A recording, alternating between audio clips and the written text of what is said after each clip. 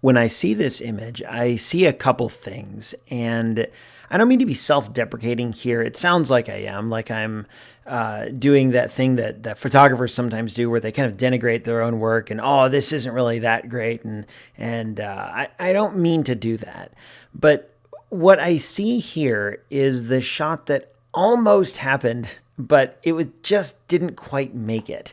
And it's still a learning experience, which is why I'm happy to post it here on Weekly 50. I took my son to school one morning, which I don't normally do.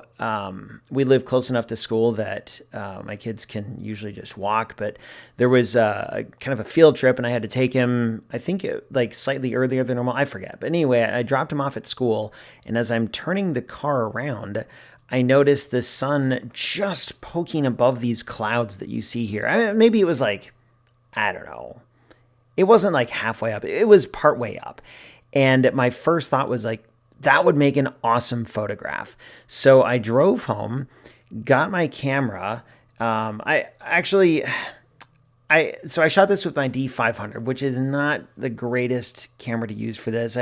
It's fine. I think I used it because I could get the extra reach of the crop sensor. But I think in retrospect, I think my D750 would have produced maybe a cleaner image with maybe not, I don't know. Maybe it wouldn't have mattered. I like that D750. Anyway, so I got my D500. The 78-200 was already on there, and I drove just east of our house where there's this big old pasture, and you can clearly see sunrises like this. And I parked along the road and turned the blinkers on and walked across the street, and just took a couple minutes and at the edge of the field taking sunset photos. And some were zoomed out, some were zoomed in. And this, the thing is, by the time I actually got down to that position in the field, the sun had already crested the clouds. So the shot that I saw when I dropped my son off at school was not the shot that I ended up getting. And this is sort of like a consolation prize. Like, it's not bad. And in fact, it's kind of cool. I like the silhouette in front, which is pretty much how it looked like when I shot this. It was severely backlit, and so the trees that you see in the front, there's actually enough data to recover a lot of those shadows. And I tried it in Lightroom, like bringing the shadows up, but it just didn't look that great. It really did feel better with as is with the shadows like that, and the sun just above the clouds. But I guess what the redeeming quality of this photo, that it didn't hit me at first, because really, in the moment, I was just like, man, I really wanted a shot of the sun coming over those clouds, like peeking over the clouds. But in retrospect, I actually kind of like it that the sun, if you look really, really closely, the sun is actually not touching the clouds at all, just barely.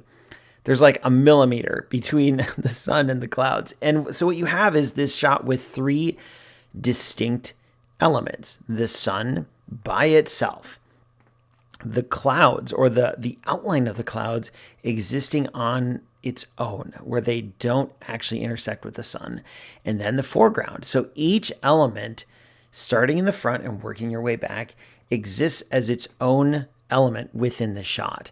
And that's something called microcomposition. And I watched not a webinar, it was like a recorded presentation from a speaker at B&H. They're the camera dealer out in New York. They have a really good YouTube channel, and they had a gentleman on there who was a National Geographic photographer, and he talked about this concept of microcomposition years ago. And it's not something I can do super easily. Usually it just sort of happens on accident, but this is one of those. So I didn't get the shot I want, but I got something that is just good. It's fine. And in fact, there's a lot to like about it anyway. And in the end, it is what it is. It's not a bad shot. It's not great, but that just means I'll have to take advantage of more opportunities to try again.